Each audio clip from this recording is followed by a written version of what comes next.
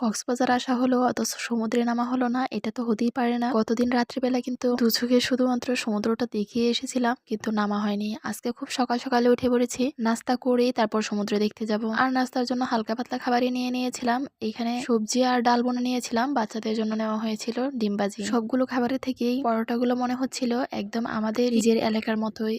আসলে অঞ্চলভিত্তিক এক একটা অঞ্চলের খাবারগুলো এক এক ধরনের হয়ে থাকে। অন্যান্য আইটেম কিংবা তরকারিগুলো ভিন্ন স্বাদের থাকলেও পরোটা কিংবা ডাল ভুনাগুলো একই ধরনের ছিল। আচ্ছা যাই হোক, সকাল সকাল নাস্তা টাস্তা শেষ করে চলে এলাম সমুদ্রে গোসল করার জন্য। আমরা আসছি একদম 9টা কি 9:30টার মধ্যে। আর প্রথম দিক দিয়ে ভাবছিলাম হয়তো বা আমরাই সবার প্রথমে, কিন্তু না, এসে দেখি এইখানে লোকে লোকারণ্য, মানে সবাই আরো সকাল থেকেই গোসল শুরু করে দিয়েছে। আর এই সময়টাতে ছিল জোয়ারের সময়, প্রচন্ড পরিমাণ ঢেউ এবং পানির স্রোত শুধু সামনের দিকে অগ্রসর হচ্ছে। কক্সবাজার এবার নিয়ে আমরা দ্বিতীয়বারের মতো আসা। এর আগে কিন্তু আমার ছেলেও এসেছিল, কিন্তু মেয়ের আসা হয়নি। মেয়ে প্রায় সময় বায়না ধরতো ওকে কক্সবাজার নিয়ে যাওয়ার জন্য।